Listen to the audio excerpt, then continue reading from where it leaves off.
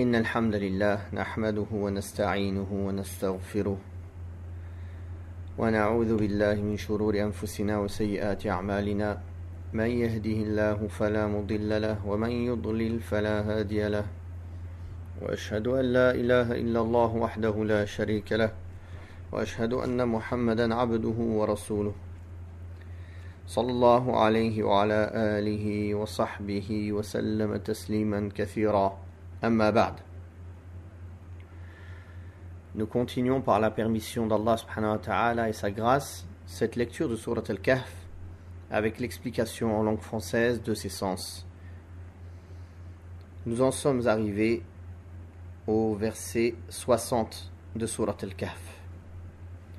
أعوذ بالله من الشيطان الرجيم وإذ قال موسى لفتاه لا أبرح حتى أبلغ مجمع البحرين أو أمضي حقوبا فلما بلغا مجمع بينهما نسيا حوتهما فاتخذ سبيله في البحر سربا فلما جاوزا قال لفتاه آتنا غداءنا لقد لقينا من سفرنا هذا نصبا قال أرأيت إذ أوينا إلى الصخرة فإني نسيت الحوت وما أنسانيه إلا الشيطان أن أذكره واتخذ سبيله في البحر عجبا قال ذلك ما كنا نبغي فارتدا على آثارهما قصصا فوجدا عبدا من عبادنا آتيناه رحمة من عندنا وعلمناه من لدنا علما قال له موسى هل أتبعك على أن تعلمني مما علمت رشدا قال إنك لن تستطيع معي صبرا وكيف تصبر على ما لم تحط به خبرا قال ستجدني إن شاء الله صابرا ولا أعصي لك أمرا قال فإن اتبعتني فلا تسألني عن شيء حتى أحدث لك منه ذكرا فانطلقا حتى إذا ركبا في السفينة خرقها قالا خرقتها لتغرق أهلها لقد جئت شيئا إمرا قال لم أقل إنك لن تستطيع معي صبرا قال لا تؤاخذني بما نسيت ولا ترهقني من أمري عسرا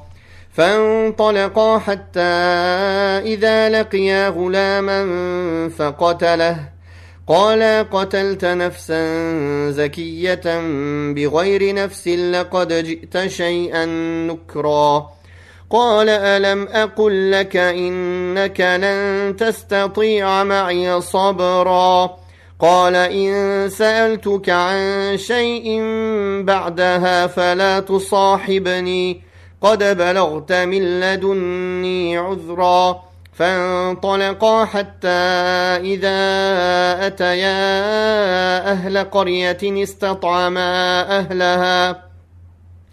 استطعما أهلها فأبوا أن يضيفوهما فوجدا فيها جدارا يريد أن ينقض فأقامه قال لو شئت لاتخذت عليه أجرا قال هذا فراق بيني وبينك سأنبئك بتأويل ما لم تستطع عليه صبرا. Donc dans le verset 60, Allah subhanahu wa ta'ala dit dans le sens, mentionne lorsque Moïse, Moussa, dit à son jeune serviteur, je ne cesserai de cheminer jusqu'à parvenir au confluent des deux mers, dussent marcher de longues décennies. Lorsqu'ils l'eurent atteint, ils oublièrent leur poisson qui reprit son chemin en transperçant les flots. Lorsqu'ils eurent dépassé cet endroit, il dit à son serviteur, apporte-nous notre déjeuner, car ce dernier trajet nous a accablés de fatigue. Ce dernier lui répondit, vois-tu, lorsque nous nous sommes arrêtés au rocher, j'ai oublié le poisson, seul Satan m'a fait oublier de m'en rappeler. et il a pris son chemin dans la mer de manière étonnante. Moussa, Moïse, dit « Voilà ce que nous cherchions. » Ainsi, ils revinrent sur leurs pas en suivant leurs traces. Donc, dans ce récit, Allah tabaraka wa ta'ala nous raconte l'histoire de Moussa alayhi salatu wassalam. Et à l'époque du prophète sallallahu alayhi wa sallam, des juifs interrogèrent le prophète sallallahu alayhi wa sallam à propos des compagnons de la caverne. À la suite des versets qui ont précédé et grâce auxquels il put leur répondre, Allah subhanahu wa ta'ala a mentionné le récit de Moussa alayhi salam, Moïse et Al-Khadir, afin de montrer que la prophétie n'implique pas que l'on sache tout sur toute chose. On demanda à Moussa alayhi salatu wassalam s'il connaissait quelqu'un de plus savant que lui sur terre. Il répondit par la négative. Allah l'informa qu'il existait un homme qui possédait une science ignorée de Moussa. Ainsi, ce dernier prit la résolution d'aller le trouver. Allah lui ordonna de prendre avec lui un poisson salé, sec, dont il se nourrirait en chemin, et il lui indiqua qu'il trouverait cet homme à l'endroit où il perdrait ce poisson. Il fut accompagné dans ce périple par Yusha, fils de Nun. Il n'y a pas des preuves claires sur quel est le lieu de cette rencontre, ni un consensus. Ainsi, pour certains, il s'agit du confluent de la Méditerranée et de la mer Rouge, pour d'autres du confluent de la Méditerranée et de l'océan Atlantique, et il y a encore d'autres avis.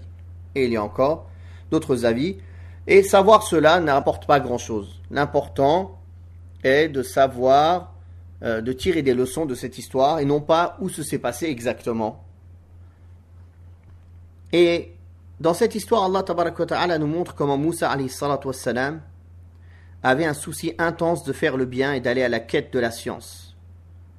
C'est pour cela qu'il dit à son valet, qui l'accompagnait toujours dans ses déplacements, qu'Allah tabaraka wa ta'ala a inspiré la révélation après lui: je ne cesserai de marcher que lorsque j'aurai atteint le confluent des deux mers.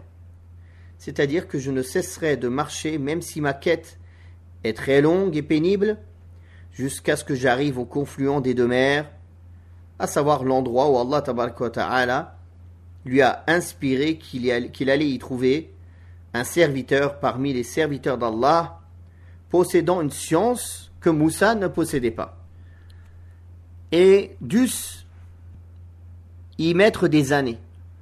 Dussé-je y mettre des années, c'est-à-dire, même si cette distance pour l'atteindre est très longue, cela veut dire que Moussa alayhi salatu wassalam, poussé par son désir et sa quête, a dit ces mots-là à son valet. Ce qui constitue une détermination très forte de sa part à arriver au but de sa quête. Quand ils ont atteint ce confluent, lui et son valet, Moussa alayhi salatu wassalam s'est endormi.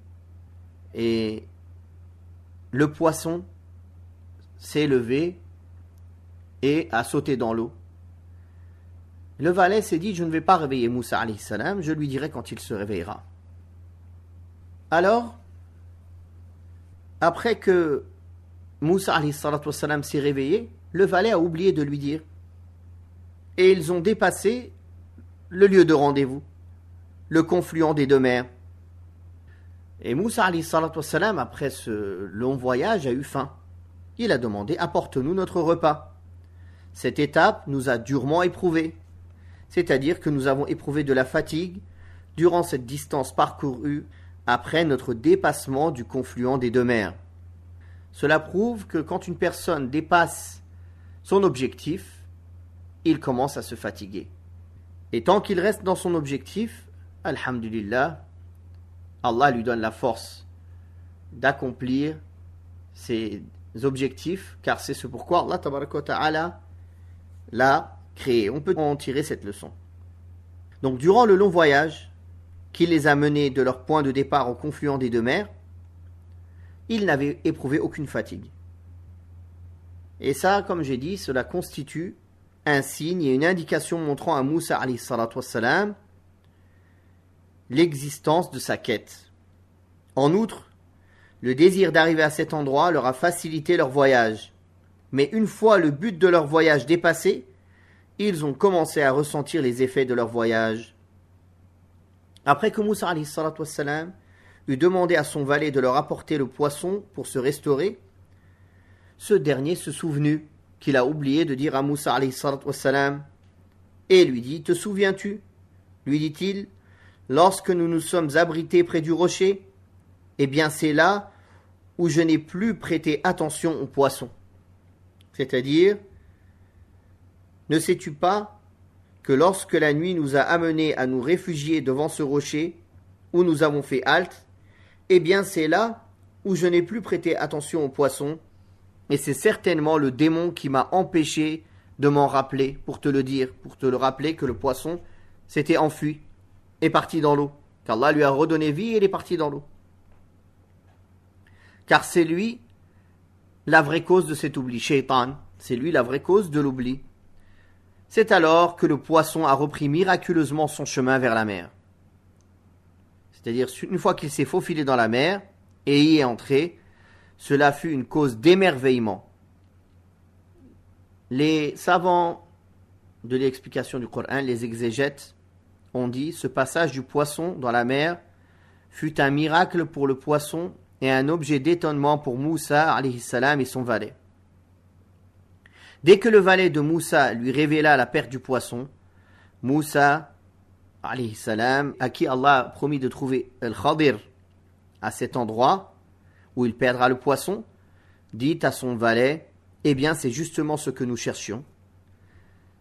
C'est le but de notre quête. Et ils retournèrent sur leurs pas, c'est-à-dire qu'ils revinrent à l'endroit où le poisson avait regagné la mer. Une fois arrivés, ils y trouvèrent un des serviteurs vertueux d'Allah, Al-Khadir. Al-Khadir alayhi salam, les savants ont divergé. Est-ce que c'était un homme pieux qui était inspiré par Allah ou est-ce qu'il était un prophète? Et l'avis le plus juste, défendu par Ibn Jarir al-Tabari, l'imam des Mufassirin, l'imam des savants du tafsir, rahimahullah, c'est que c'était un prophète. Effectivement, comment il aurait pu avoir la révélation et savoir qu'il faut des choses de l'invisible, comme trouver une barque, tuer un enfant en bas âge, ne pas reconstruire un mur. Tuer un enfant en bas âge, c'est quelque chose qui est interdit dans toutes les législations. S'il n'avait pas eu un ordre d'Allah subhanahu wa ta'ala spécifique, il n'aurait pas pu faire cela. Et un homme pieux ne reçoit pas ce type d'ordre, car il ne reçoit pas la révélation. Il est simplement inspiré, il peut être inspiré, mais il ne peut pas recevoir des ordres qui contredisent une législation précise ou non. Comme par exemple, le prophète Ibrahim alayhi salatu wassalam, qui a vu dans son rêve qu'il devait égorger son fils. Est-ce que toute personne aujourd'hui qui voit dans son rêve qu'il doit égorger son fils, il se réveille, il va aller égorger son fils? Non, car les rêves des prophètes sont des révélations. Barakallahu fikum. Puis, dans le verset 64, Allah Ta'ala nous raconte que Moussa a dit « Voilà ce que nous cherchions. » Ainsi, ils revinrent sur leurs pas en suivant leurs traces. Ils rencontrèrent alors un de nos serviteurs à qui nous avions accordé une grâce de notre part et enseigné une science émanant de nous. Ce serviteur, il s'appelle Al-Khadir. Al-Khadir, alayhi salat wassalam. D'ailleurs, le prophète sallallahu alayhi wa sallam a dit, on l'a nommé Al-Khadir, le verdoyant, car il s'est assis sur de l'herbe séchée et de la verdure s'est mise à pousser sous lui. Ce hadith, il est rapporté par l'imam al-Bukhari. Et quand Allah tabaraka wa ta'ala dit dans le sens à qui nous avons enseigné une science émanant de nous, justement, c'est la révélation. Car certains mutasawwifa, soufis, égarés, disent oui, vous avez juste la science apparente, nous on a la science min ladunna, min ladunni, c'est-à-dire une science cachée qui vient d'Allah, comme Al-Khadir. Alors, leurs shuyukh, ils se permettent de boire de l'alcool, de forniquer, de faire le haram, ils disent non, pour nous c'est halal. Pour vous c'est haram, pour nous c'est halal. Ils ne prient pas, ils ne jeûnent pas, ils forniquent, ils volent, ils font le haram, et ils disent non, pour nous c'est halal. J'ai reçu une révélation spéciale. Et ils disent, moi je suis comme le Khadir. Il y en a même qui disent que le Khadir est encore vivant et il marche partout, etc., etc. Donc des khurafat, des histoires inventées, des fables sur lesquelles s'accrochent ces ignorants et interprètent le Coran selon leur passion. Moussa alayhi salam lui dit, puis-je te suivre afin que tu m'apprennes ce qu'on t'a enseigné de la guider? Tu ne pourras jamais patienter en ma compagnie, répondit Al-Khadir.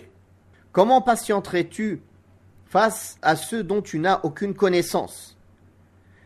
Moussa alayhi salam répondit, tu me trouveras patient si Allah le veut, et je ne te désobéirai en rien. Si tu me suis, ne m'interroge sur rien avant que je ne t'en donne l'explication.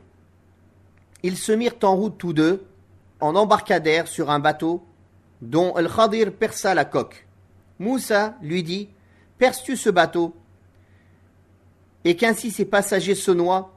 Par Allah, tu as commis une chose terrible. N'avais-je pas dit que tu ne pourrais patienter en ma compagnie? Ne me tiens pas rigueur pour mon oubli, et ne sois pas trop dur avec moi. Puis ils reprirent leur route, et rencontrèrent un enfant qu'Al-Khadir tua. Moussa alayhi salam lui dit alors, tu as tué un être innocent qui n'était coupable d'aucun crime. Tu as commis une chose abominable. Ne t'avais-je pas dit que tu ne pourrais patienter en ma compagnie?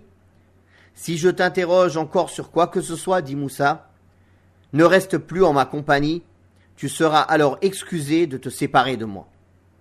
Puis ils reprirent leur route et parvinrent à une cité. Ils demandèrent à manger à ses habitants, mais ceux-ci refusèrent de leur offrir l'hospitalité. Ils trouvèrent un mur sur le point de s'écrouler, et Al-Khadir le redressa. Moussa lui dit alors, si tu le voulais, tu pourrais réclamer un salaire pour cela. Ceci marque notre séparation, dit Al-Khadir. Je vais t'informer de la signification des agissements face auxquels tu n'as su patienter. Donc Al-Khadir alayhi salam, un prophète qu'Allah tabaraka wa ta'ala a touché par une grâce de sa part, une miséricorde particulière, grâce à laquelle sa science a augmenté et son comportement s'est sanctifié. Et à qui nous avions enseigné une science émanant de notre part. Cet homme avait reçu une science que Moussa alayhi salatu wassalam n'avait pas reçue. Même si Moussa alayhi salam, qui fait partie min ulil azmi min ar-rusul, des meilleurs prophètes et messagers, avait plus de connaissances que lui sur beaucoup de questions, comme dans les sciences religieuses, les sciences de la foi, les préceptes de la religion, car il faisait partie des prophètes doués de fermeté, des meilleurs prophètes choisis par Allah tabaraka wa ta'ala, à qui Allah a donné la supériorité sur toutes les autres créatures, avec la science et le comportement et d'autres faveurs. Mais lorsque Moussa alayhi salatu wassalam rencontra ce personnage, il lui dit à titre de politesse et de consultation, puis-je te suivre pour que tu m'enseignes un peu de la sagesse dont tu as été initié? C'est-à-dire, pourrais-je te suivre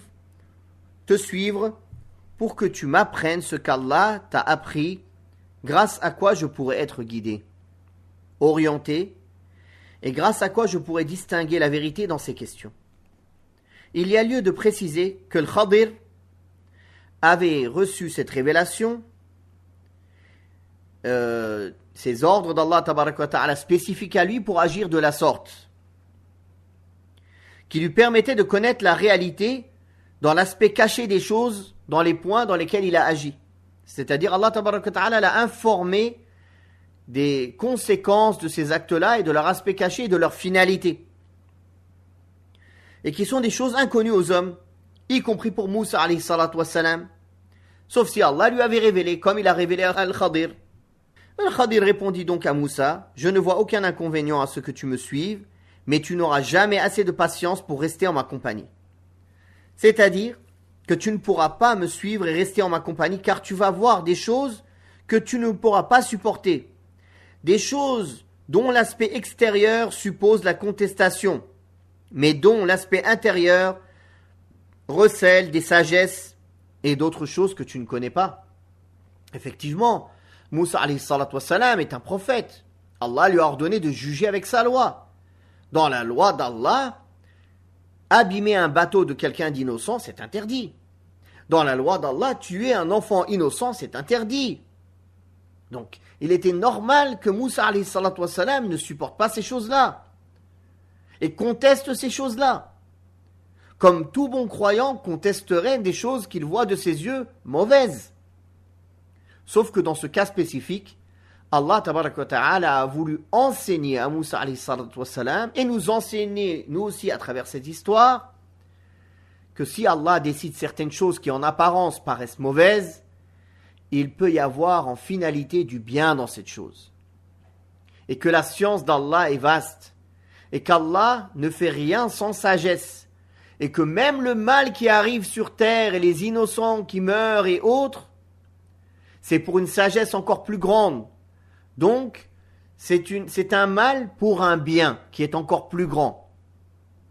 C'est pour cela que Al-Khadir lui a dit qu'il ne trouvera pas de patience en sa compagnie.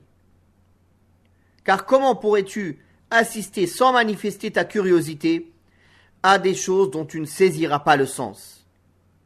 Comment tu vas rester patient devant des choses dont tu ne sais pas le sens caché ou la finalité et dont tu ne connais pas les desseins finaux? Moussa alayhi salatu wassalam a dit, tu me trouveras, incha'Allah, s'il plaît à Allah, au moins un homme toujours patient, et je ne te désobéirai point. Il s'agit là d'une détermination de la part de Moussa alayhi salatu wassalam, avant qu'il ne soit confronté aux choses avec lesquelles il fut éprouvé. Certes, la détermination est une chose, mais la patience en est une autre. C'est pour cela que Moussa alayhi salatu wassalam n'a pas pu faire preuve de patience une fois éprouvé dans cette situation. Dès lors, Al-Khadir lui dit, eh bien, si tu me suis, ne m'interroge sur rien, attends que je t'en parle le premier. C'est-à-dire, ne me pose pas de questions et ne conteste pas mes actes jusqu'à ce que je t'en donne moi-même l'explication et la signification au moment voulu. Il lui a interdit donc de le questionner en lui promettant qu'il lui donnerait lui-même l'explication et qu'il lui clarifierait lui-même les choses lorsque le moment de le faire viendra. Ils partirent donc ensemble et montèrent à bord d'un navire sur le flanc duquel l'inconnu s'empressa de pratiquer une brèche, c'est-à-dire Al-Khadir. Il enleva des planches du bateau avec des dessins qu'il allait expliquer par la suite à Moussa alayhi salatu wassalam. Mais ce dernier ne put résister à l'idée de réagir à cet acte qu'il considérait comme blâmable d'un point de vue apparent, car il a saboté le bateau et il a mis en péril ses passagers. C'est pour cela que Moussa alayhi salatu wassalam lui dit, « Pourquoi y as-tu pratiqué cette brèche? Est-ce pour en noyer les passagers? En vérité, c'est un acte abominable que tu viens de commettre, c'est-à-dire un acte fâcheux et contestable. » Cette réaction de Moussa alayhi salatu wassalam est la conséquence de ne pas savoir et de ne pas avoir pu patienter en veillant ce blâmable, qu'il considérait blâmable en apparence. Al-Khadir alayhi salam lui dit, « Ne t'avais-je pas dit que tu n'aurais jamais assez de patience pour rester avec moi? C'est-à-dire que cela s'est passé comme je l'ai pensé. » Cela fut une omission de la part de Moussa alayhi salatu wassalam qui répliqua, « Ne me blâme pas trop pour mon oubli et ne me soumets pas à une trop dure épreuve. » C'est-à-dire, pardonne-moi et ne m'en veux pas, car c'est là un oubli de ma part. Il a réuni donc entre l'aveu de son oubli et son excuse. Al-Khadir alayhi salatu wassalam lui pardonna. Puis ils reprirent ensemble leur route et firent la rencontre d'un jeune homme que l'inconnu, c'est-à-dire le Khadir, ne tarda pas à mettre à mort. Moussa, alayhi salatu wassalam, se mit alors en colère et fut pris par sa ferveur religieuse lorsqu'il vit le Khadir tuer un jeune garçon qui n'avait commis aucun crime. Quoi, s'indigna Moussa?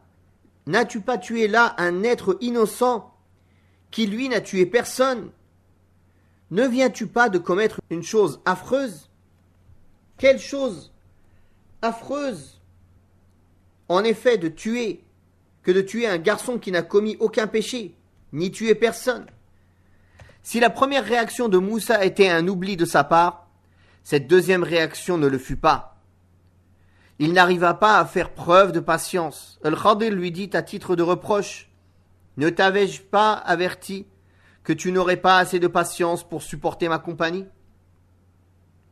Moussa lui rétorqua alors: si je te questionne encore sur quoi que ce soit, après cela, tu auras le droit de me priver de ta compagnie, car tu seras excusé en me quittant.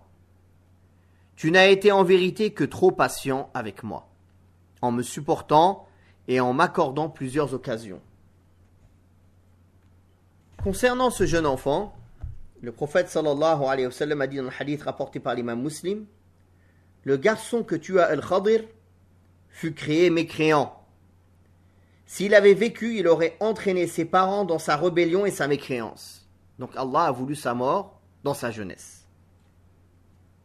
Puis, ils se remirent en route, et arrivés près d'une cité, ils demandèrent l'hospitalité aux habitants qui la leur refusèrent. Après quoi, ils aperçurent un mur qui menaçait de s'écrouler, c'est-à-dire qu'ils virent un mur sur le point de s'écrouler.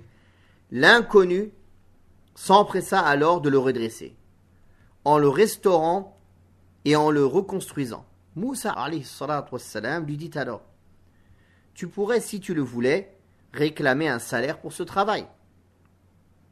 C'est-à-dire que les habitants de cette cité ne nous ont pas accordé l'hospitalité alors que le devoir leur incombait de le faire. Et toi, tu leur restaures ce mur sans aucun salaire alors que tu peux le leur réclamer. Moussa alayhi salatu wassalam venait d'enfreindre sa promesse qu'il avait faite. Ce que voyant, Al-Khadir lui dit: voilà le moment venu de notre séparation.